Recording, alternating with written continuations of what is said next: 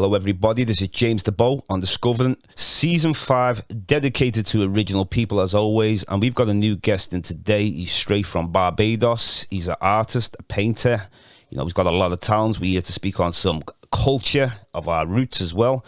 Allow me to introduce Ras Akim. Greetings. Good morning. It's a pleasure. It's a pleasure anyway. I heard a lot about you anyway. You know, I'm grateful to be introduced by Janice Myers. She's introduced us. And she told me a lot about you. You know, I'm very interested in, you know, anyone who coming from all over the world. I deal with original peoples as a world traveler anyway. So if you want to tell us a little bit about some of your work. Now, this is a lot of your work inside here. Yes. Yeah. Some of it. Oh, so, some of your work, just some of the pictures you've done. Higher. A bit higher. Yeah, actually. Put it a bit higher anyway. There we go. So, we all see that? Yeah. So, we've got plenty of these anyway. So, where did it begin anyway? Let's deal with the timeline on this. Where did you first start? How old was you when you first became an artist?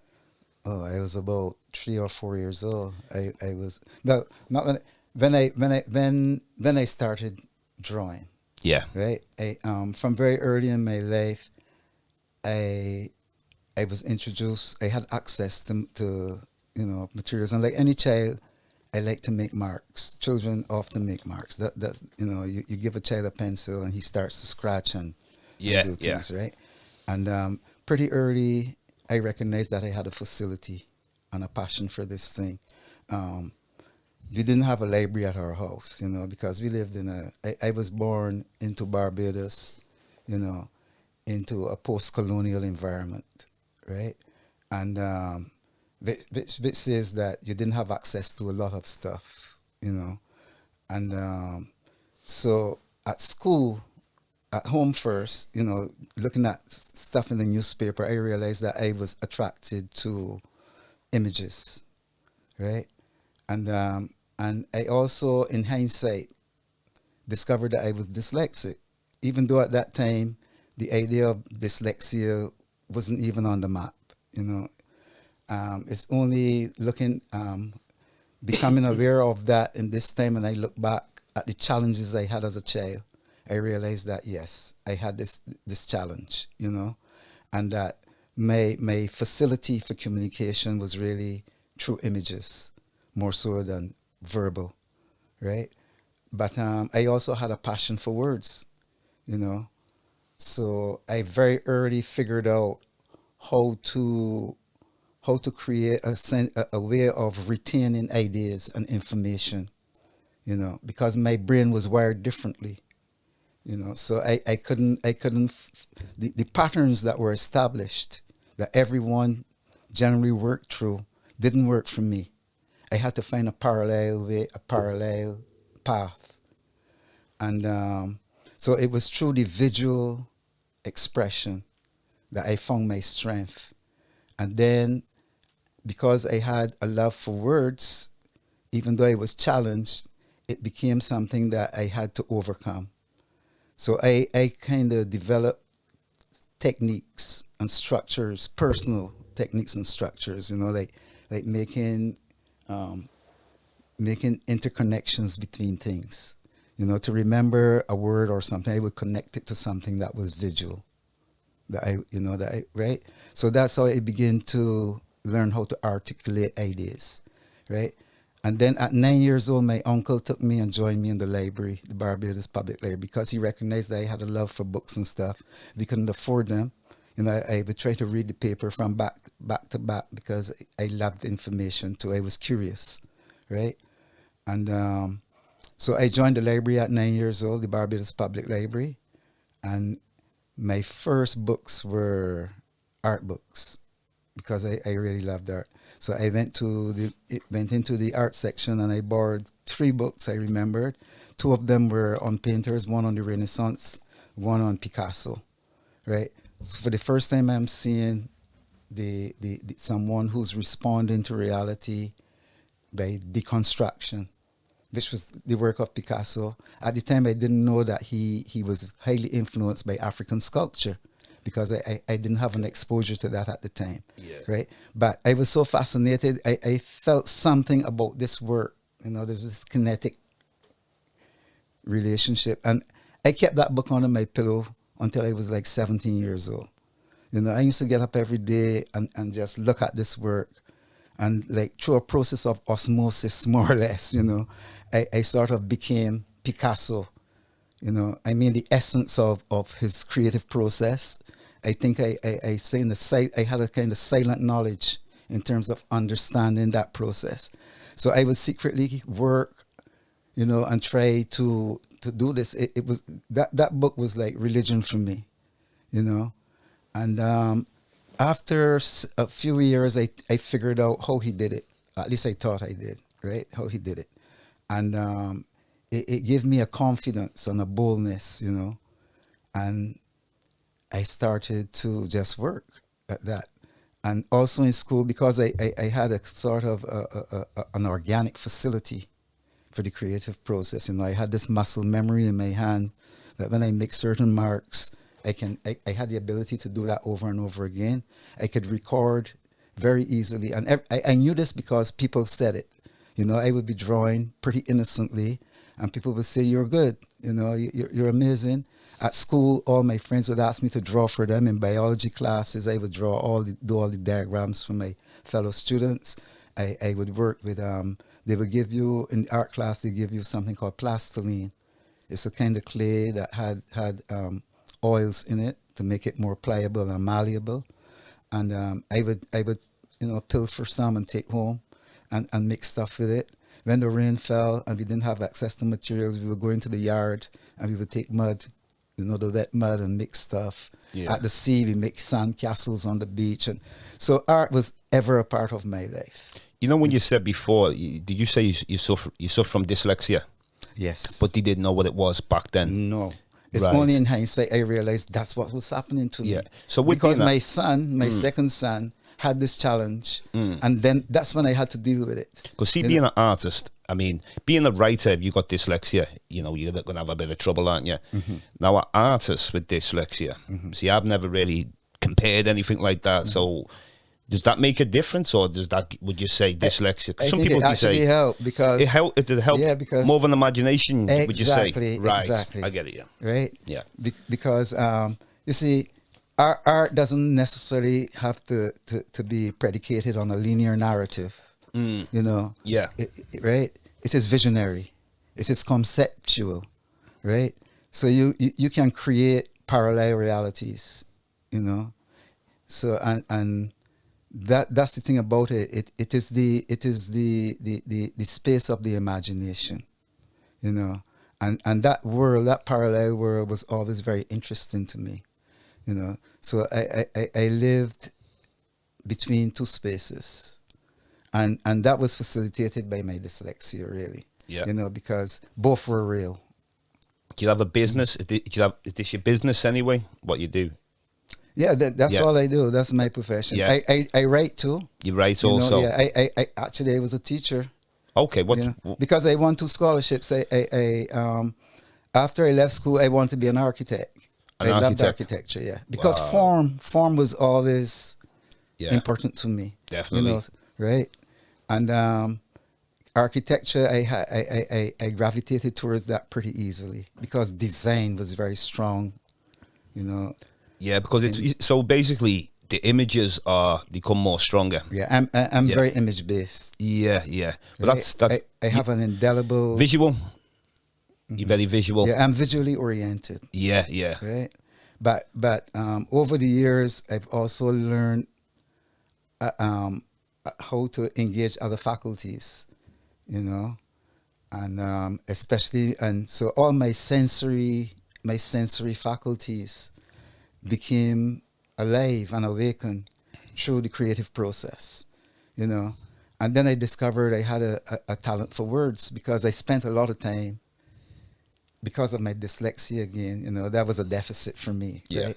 And so I spent a lot of time focusing on, you know, reading, you know, looking at you know, how words function, you know. So having dyslexia, you know, I've met a few people who've got dyslexia. But you say that like was, you know, because you like to read, you're saying. So with having dyslexia, did you feel like it's holding you back? trying to read because what you because when obviously- I there was a time early in my life when I look at stuff, written stuff, sometimes I'm actually, I start to read stuff, but something happens on the page. You know, you start to see letters differently. Sometimes you see them backwards. Yeah. And right, I don't know if people understand that. It's a very serious challenge. yeah. You know, and people think that probably you're stupid. Well, You know, because you're going to get people. I mean, it's just like going to school. I mean, there was some people who had dyslexia, and some people like they assume that you've got no clue about nothing. But Exactly. but then I've seen a lot of talented ways and talented, imaginations, and just say I don't know. It's like senses, like a man who's blind. He might be blind, but he has these super right, you senses in develop other your ways. other sensory, Yeah. your other sensory organs Your other are senses. amplified. That's right. You know. Yeah. And that happened to me too. But I was very determined because I knew that a lot of our history were in books. Yeah. Right, and I saw I saw something that even made me more determined. That it said, if you want to hide something from black people, you put it in a book, because black people don't read. Right? Well, that's it. Well, you know, that's So- more interesting you say that. I mean, I read a lot. You know what I mean? And because I realised how important it was to know our history. And as far as I've got African one side and I've got Caribbean the other side. Now on the Caribbean, we don't know exactly where we come from in Africa, but obviously with the African I do. So I've kind of like had a balance where I've realised that, well, slave trade is only 400 years, and it's the most brutal atrocities we've gone through in any episode it's a of. Holocaust. But it's a tiny timeline of humanity, of how is long we true. go back. That is true. And I'm talking about civilization right through. Yeah. All parts of Africa had civilizations, which they don't want to tell you about. And this is why we've got to write our own books, Necessarily. because we can read their books and they'll tell us about we were just slaves and everything negative, nothing positive about us. But at the same time, they can do that for people they've stole the history of. They've give you the slave name. So, whatever the surnames of most Caribbean people, they took it from the slave master, So it's how far you go. For me, I would just want to go really deep. Started traveling around Africa, traveling around different places around the world. It's all about the first peoples with first teachings. And I find everywhere they go, when I deal with the oldest teachings, they all believe in one supreme being. If you want to use the word God, Allah, whatever word you want to use, it's all the same thing to me. A supreme being. So with yourself, are you Rasta? I'm only asking because you're the dreads. Yes. Rasta. But there's something about the evolution of the philosophy, because Yeah, yes, definitely. right. Because if you talk to the older traditional Rastafarians, Yeah. they're very much steeped in the biblical, the Okay, whole yeah. religious tradition and stuff, right? Yeah, yeah. The younger generation of Rastafaris, though, Yeah. right? They regard Rastafari as a revolutionary black theology. From a Pan-African perspective? Yes, it's as yeah. opposed to that a religious extension of the biblical teachings of the Jews. Okay, so Right. which part So- because I was told that there's 3 different sects of Rastafarian. Well, I want to say 3 sects There's there. so many different sects Yeah. now, and Oh, there's they're more now. right? And the thing is about the mystery and the power of the dreadlock has been dissipated and watered down, through the fashion industry. So dreadlocks no longer become a symbol of African heritage and power, right? It's become, just flagrant, A trend. trendy, Yeah. So they try to nullify, the essential meaning and purpose of that, because these are really antennas. I've said this one before. Yeah. Antennas. Right? Definitely. Right. And because your body is electrical, Yeah. right? And this is where you connect to your universe. The spiral. Yes, please. Oh, I've done all that research into that. Right. And we can go deep on that. Right. Obviously, it's these kind of conversations when we talk about the spiral, we could sit there for hours, talk about these things, because these are not topics that, these are just scratching the surface when we mention these things. I mean, how deep that really goes, what we're talking about, you know, antennas, you know. So, right. So the younger generation of Rastafari no longer look for some spirit god that lives in the sky. Oh, that, yeah, sky Right? god. We don't do sky god. Oh, right? that's all foolish. And right, Yeah. and we don't look to our oppressors for our salvation. You know, we regard godhood as the highest aspect of a man. The right? highest. So when you ascend, right, to your highest consciousness, you manifest godhood. Definitely. It's an example with the Yoruba. There's something called Ori. Well, not the god. I know. I know the god's that. Olu I know Damara. that tradition. Yeah. But I know when you the say Ori, Yes. I'm concentrating on Ori, just one of the aspects, Yes. because you got Shango, Ogun. Right. But just looking at Ori, what you've just said then, connecting to the higher self, that's like the Ori is the crown. Yeah. It's Yeah, so it's interesting. I'm happy you've done the research into these areas. That we live this. Because we get taught this is spookism. It's bad. It's negative African spirituality. This is what we've been fed to take on the oppressor's God.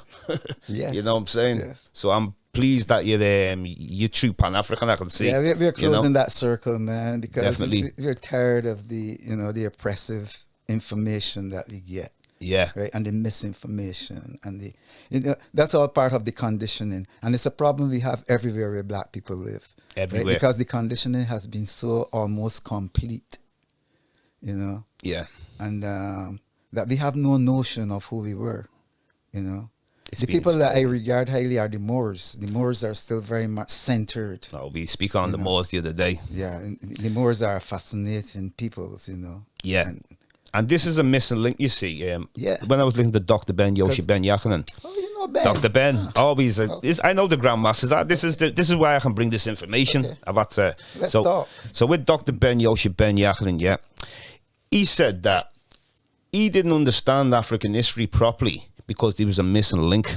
The missing link was the Moors. So in between the transatlantic, so you got the transatlantic slave trade here, then you've got ancient African history, but there's this gap of the Moors. And this filters the connection. This is the connection with Africa and Europe, communicating for years, bringing in civilization, brought in everything. And I said, I don't even look at the Moors going as a conquest. I was saying it was like a Christmas quest for what they did to them.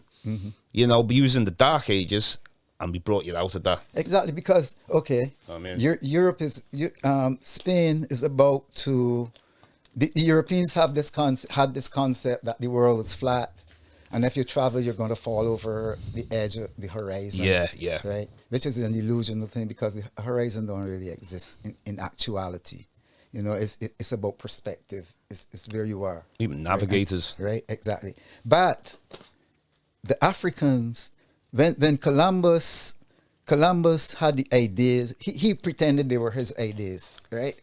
But he was hanging out with Africans. That's right. Right? He was hanging out with the Africans, and they told him that, you know, because they have been traveling for generations. The Africans have been in the Caribbean before Columbus. The Olmecs. Because they found Yeah. found African implements, masks, Skeletal remains as well. and vessels and Yeah. stuff of clay and stuff Clay vessels in the around Caribbean. the wrist. In the Caribbean, right? And they want to know because the Africans had been there, but they didn't stay. Okay, Right? yeah. Because of the hurricanes. Right? Yeah. Because every year there are hurricanes that devastate the Caribbean. Every September. Brutal. Right? There's hurricane season. There's August, September, October is dangerous in the Caribbean. Right? And the Africans understood the weather patterns. Obviously because they used sails Definitely. to travel. They didn't have engines. Well, they knew about the right? monsoon winds. Exactly. They know? understood the whole Yeah, thing, right? India. So they travel on the currents, right? Because the currents come from Cape Verde Yep. And they come right, and they lead right. That's where the hurricanes begin too, and they come right down to the Caribbean. Yep. Right. They follow the transatlantic trade winds. Right. The same thing that the slavers did, but they learned that from the African navigators. Right. Yep. The Pizon brothers. Right.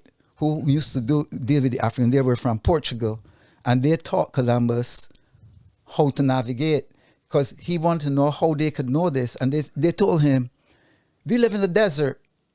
A desert is an ocean of sand. If you can navigate a desert, you can navigate an ocean. Henry the Navigator. Using the cosmos. Yep. They read the constellations of the stars Yep. and did it, right? So they're the ones who convinced Columbus that it can be done. But he was an idiot. He was lost. They were trying to find a route to India. They were about capital. You know, they were capitalists. Right? They were about getting more gold, they wanted to take the assets that were available in the New World, right? So they decided, because they were in battles with England and the Dutch and the Europeans were going through civil wars. When Europe fights Europe, all of a sudden it's a world war, as though Europe is the world. No, that's a civil war, because you have people of the said ethnic group fighting each other on the same land mass. Yeah. Right? So that's a civil war. That's not a world war. Yeah. Right? So what happened with them was that they wanted to get to India. Right? Ferdinand and his wife wanted to get to India in order to get the wealth that they knew that they heard that was there. So they want to find a shortcut to get to India before the rest of Europe, because everybody was trying to, everybody was, colonizing and robbing and stealing, and so they tried. Columbus got lost on his journey and ended up in the Caribbean, and he thought he was in India, so he called it the West Indies. Right, which is a real joke, because he was nowhere near India. There's another version of that, though, what you're saying. Here's an interesting one. According to Dr. John Hendrik Clark, another friend of Dr. Ben. Too, yes, he believes that they knew where they were going. He has Bajan roots, actually. Yeah, he believed anyway that they knew where they were going to America. Supposedly, he double-crossed Isabella. You mean to America? Yeah. Yeah, but he got lost going to India. I mean, I'm talking about from 1492. Yes, that's when he sailed out. Because supposedly that was the lie to Isabella. So she could give them permission to be able to cross to America. But she's supposed to have got double crossed, according to Dr. John Hendrik Clark. But obviously the version you said, that's the version we all heard about. They were going to India and they happened to go, because supposedly these Moorish navigators took them there. Yes. So this is why, I knew the Moors knew the seas. They knew the seas very well. So this is a possibility I looked at. Well, maybe he don't know where he's going, but he knows no clue. He's being taken somewhere. Yes, that's a better way of putting it. He was being guided. Right. So whether he thought he was going this place, but the Moors were taking them to America, which we spoke on. But anyway, yes. So back to Barbados. Anyway, do you have any of the indigenous people left there? We have the Caribs, the Arawaks. The indigenous Caribs and Arawaks, they live in St. Vincent. St. Vincent. St. Lucia. St. Lucia. Yeah. And Dominica. Dominica, especially Dominica. Dominica. That's the seat. Yeah. Dominica has a river for every year, every day in the year. Wow. They have over 365 rivers. Interesting. It's green completely green. It's the most lush environment you would ever find. Yeah. Wow. I was young when I was in Barbados. I was too young, but beautiful place though. Yes. I love all them Caribbean islands.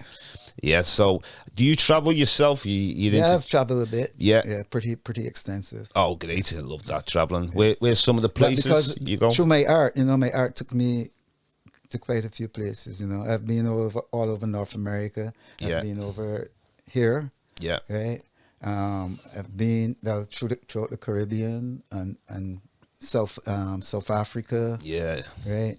And quite a lot of places, man. It'd be moving. You know, It's just a blessing to travel, you know. Yeah. It broadens the mind up, you know. So that's what it's about.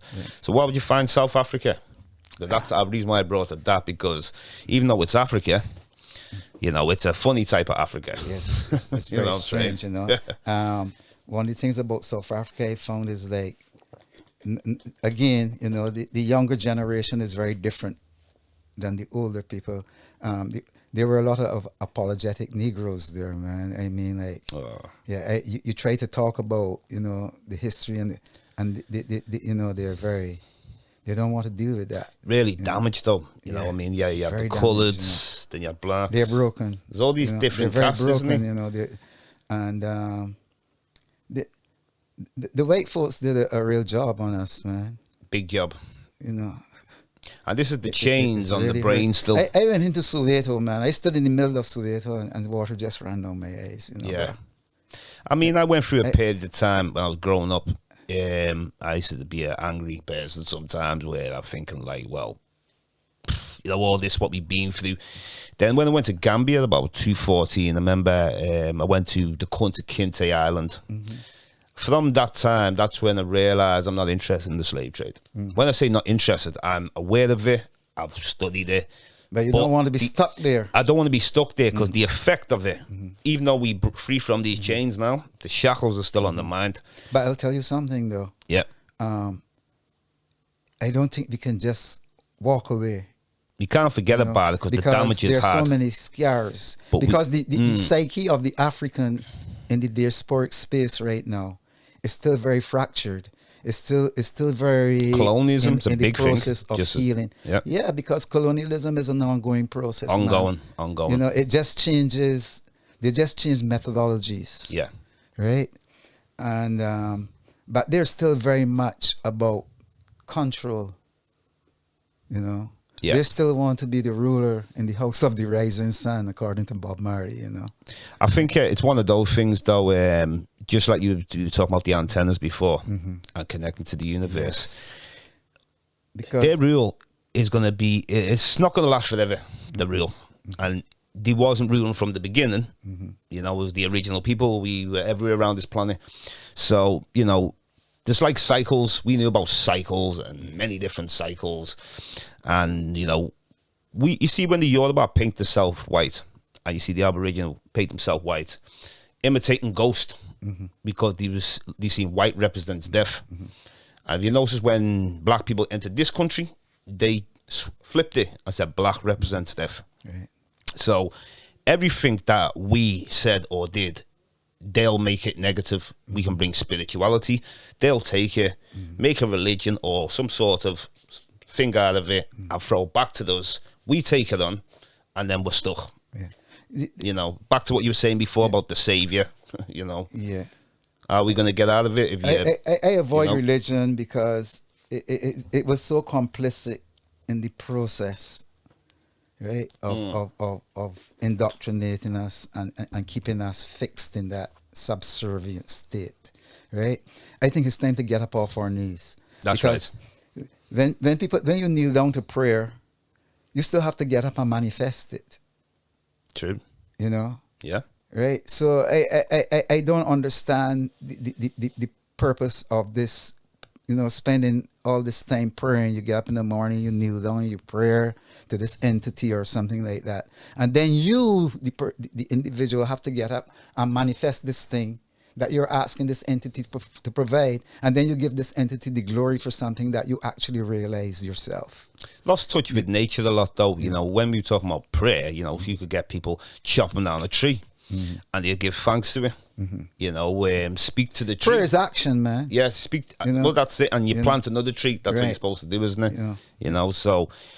But this illusion just that totally these people disconnect. have, you know, where you close your eyes and you know, because when you're kneeling down praying, your eyes closed. That's when they took our gold and all our assets, you know. So you because, can open that eyes. yeah, when you open your eyes, everything is Everything's gone, gone. man. You know, like, Yeah. you know. No, definitely it is. You know, but it's good. So in Barbados, yeah, because I'm always looking at. Well, Barbados is very centered in I was going to say they regard it. Pan-African movement. Do you have any Pan-African movements? Yes, but it's peripheral because central to Barbados was the crown in the Europe in England's the jewel in England's crown, right? They regarded us as their most important asset. Barbados is known as Little England. There are people in Barbados who are more English than the English. Well, they believe that they're doing a good job when they do that, but more slaves came to Barbados than to the entire continent of America, of North America. Can't you believe it? It was the place where you train, and you know, if you're a bad slave in Jamaica, they send you to Barbados. You become they say you are Barbadosed. You know, it was a verb. You understand? Yeah. Right? You know, and when you come to, even up to this day, when people come to Barbados and it begin to behave like the traditional Barbadians, they say you have been Barbadianized, which means that you have become docile. You've lost your fire. You've become very subservient and obedient, right? And so it was the place where many slaves in the Caribbean were broken because it was so small. It's 166 square miles, 21 miles long, 14 miles wide. There are no mountains. There are no jungles. You understand? So it's a place where you could not really escape. So what you have is a personality that turned inward. You understand? Yeah. Right? So you have an introverted personality. Okay. Right? That cannot speak its truth for fear of being punished, demonized. You understand? Because it had consequences. Right, and that became a generational trait until pretty recent in our history. You know, I mean, they were always rebellious blacks. You know, but they were, you know, punished brutally as an example for the others. You know, they would leave bodies hanging. How did I was speaking to someone the other day about in Jamaica. They one time wanted to ban dreadlocks, or not the fact he wanted to ban it. It was looked down upon by Jamaican people in itself. Dreadlocks? Yeah. Well, yeah, you see, but that's again a result of the indoctrination of the whole Christian tradition. Is Barbados similar? Yes. Yeah. Because I remember when Rastafari first manifested in Barbados, which was in the 70s, right? The police, who we regard as the former slave catchers, because the police force has replaced the tradition of the slave catchers. You know, the way the plantations had a band of slave hunters. They would go out and capture runaway slaves, right? So in the post-colonial environment now, when societies became structured, they have the police force that played that said role, that anytime you get out of line, jail. That's right. So it's very similar. And the problem I have now that we have become a republican state is that we have not changed any of those colonial laws. Really, right? So I don't know how you can become a republican state, but you're still functioning through the laws that were created by slavers. Exactly. You know, it's a serious problem. No win. So a lot of the Caribbean nations are... There are a lot of conflicts in our idea of nationhood, right? Because we still have a lot of obligations to the colonial heads. We still pay a lot of obeisance to the royal house. You know, there are royalists in Barbados still. Even when we were going for independence, it was brutally fought against. You know, it was like... This is why Pan-Africanism is so important. Very important. Wherever we are, home, abroad... Marcus Garvey philosophy. Exactly. You know, totally ahead of its time. That's what influenced Rastafari in the Caribbean, right? My first influences in Rastafari was by reading the opinion and philosophies of Marcus Garvey. Yeah. Right? And every Rastafari in Barbados has probably read the philosophy and opinions of Marcus Garvey. Yeah. You know, that was a seminal... You have to read that, man. Seminal, you know. And because... for enlightenment, for self-enlightenment and awareness, you know, this was the catalyst. Yeah. This is the match that really lit, you know, the fires of consciousness in us as youngsters, you know. Yeah. And then, fortunately for me too, in my district where I live, in my parish, there was a young radical guy called Elambe Motley, who had studied in North America. So he was there during the times of the Black uprising in America, the Black Renaissance. Oh, yeah. Right? And he was at university during those years. So he returned to Barbados in the 60s, the late 60s and early 70s. And he built, and his parents were involved. His grandfather was actually the mayor of Bridgetown. So he was already, his family was into politics and stuff. And they were the ones who inherited the reins of political power when the British actually left, right? So he studied in North America. He returned home as a radical because he was, he knew about, the whole Malcolm X and all that, and the revolution that was started in America, in Harlem, right? Yeah. So he came and he set up a place pretty near to where he lived called Yoruba House, where he taught young people to study African literature. He had a library there, drums. There was drumming. He brought in Africans to teach us drumming, to play the drums, to build drums, to make drums, right? He had a theater, a performance community that we were going to the community and perform, do plays and stuff that were written by Black playwrights, and plays that dealt with our history and our culture, and that was one of my early beginnings in terms of an awakening of the consciousness. Now, right? Do you have any, to help promote your business, your social medias? I'm on Facebook, Akim Ramsey. Akim Ramsey. Yes. Okay, Akim Ramsey on Facebook. AKYEM-A. Yep. Right, Ramsey, Ramsay. Yeah. Right, and you can find me on Facebook, on Instagram. Facebook and Instagram. Yeah. Okay, because it's very important that people know how to reach you. Or you can Google me too, because you can see a lot of information about me on Google too. Yeah. It's important that people can reach out. So what's your plans while you're in Liverpool anyway?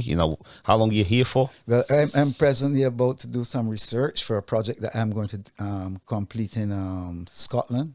Oh, you're going to Scotland to do it? Yeah. Okay. With TWR, the World Reimagined. Oh, okay. Janice works with. Yeah. Right. The World Reimagined. They were in Barbados because the husband of the director of the project that I'm presently working with, she is of Barbadian heritage, Ashley Adje.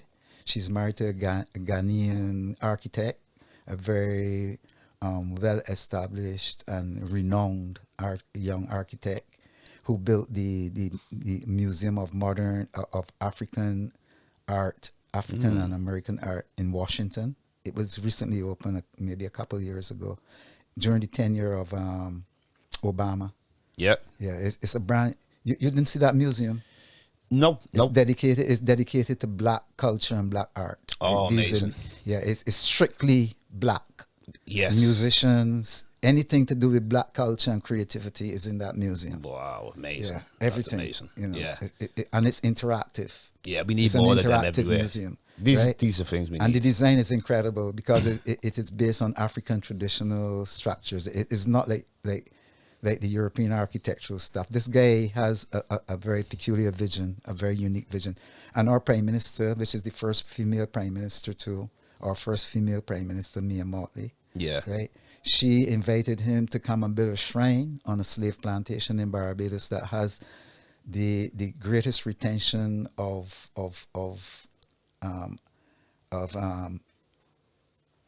deceased Africans. It has a burial ground. Yeah. Right, an authentic African burial ground. Yep. Right, and there's a shaman buried there, an African shaman, with all his implements. And his regalia, the whole thing. Yeah. But when they discovered it and they took it up, I think they brought all that stuff to London. To England. Because a lot of our history are in archives in England. That's right. All over the places. So we have to come here in order to access it. You know? Right. And that's why I'm going to the Museum of Slavery, because a lot of the information is there too, in their vaults and their, in their archives. Got to dig into there, and we got to uncover that. Yeah. You know? Well, you know what, Raz, I want to thank you very much for today. You know, I really appreciate, you know, I've learned a lot of you. And I always like to get people on from wherever we are, Right. home, abroad, Yeah. just following the Marcus Garvey philosophy and spirituality. So I want to thank you very much, Raz. I appreciate it. All right, this is James Bless DeBow on Discovering Season 5, dedicated to original peoples. And we are here. And peace, Raz. Shout Thank you out to very all much. the Africans in England. Pan-African Bless up. will Wonderful. live and fulfill. Yeah, Ah, bless. majesty.